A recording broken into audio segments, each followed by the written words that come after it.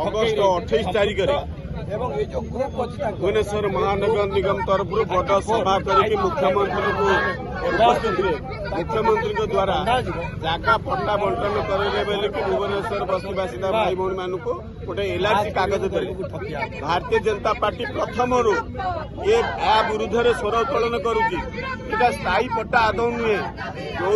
जगह मालिक साधारण प्रशासन विभाग भुवनेश्वर अच्छी जीए डिपार्टमेंट तार अनुमति पाइन तार अनुमति न पाई कौ भाव में तमें ये कागज खंडे बांटिकी कहूच पट्टा आदौ ये मिछ पट्टा सत पट्टा नुहे या विरुद्ध में बारंबार आंदोलन करुच्ची। हाथ हांडी गोटे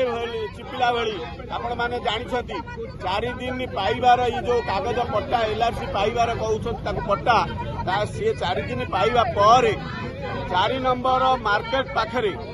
दुईटी परिवार को पूरापूरी भाव में घर को उच्छेद करेले एविक्शन करदेले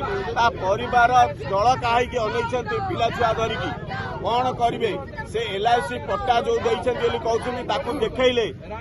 ऑफिसर मान को रिक्वेस्ट कले से समस्त जनला सी भी ऑफिसर हसिले से एलआरसी जो कागज पट्टा को पट्टा कहते कागज टी एलआईसी कागज टी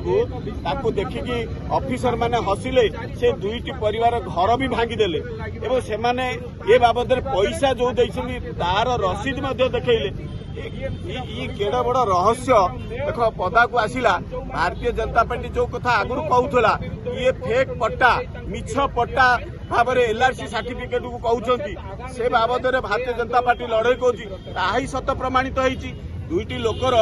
उदाहरण स्वरूप भाताहांडी गोटे भली आज से दुईटी लोकर घर को एविक्शन कर 4 नंबर मार्केट पाखे तेणु ये कथा को लेकिन भारतीय जनता पार्टी जो सदा सर्वदा विरोध प्रतिवाद करुच्ची मिछ पट्टा बंटन कर बस्ती बासिंदा को एवं प्रहलिका लचेच ता विरुद्ध में 420 अंतर्गत आईन अंतर्गत तुम मान को कहीं अरेस्ट करा आज बीएमसी कमिशनर मेयर एवं अलीबाबा 40 चोर जो माने सहयोगी अच्छा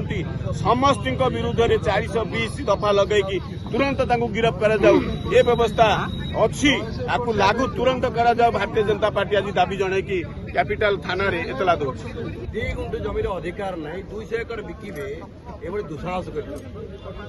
आश्चर्य कथा सरकार स्वयं बीएमसी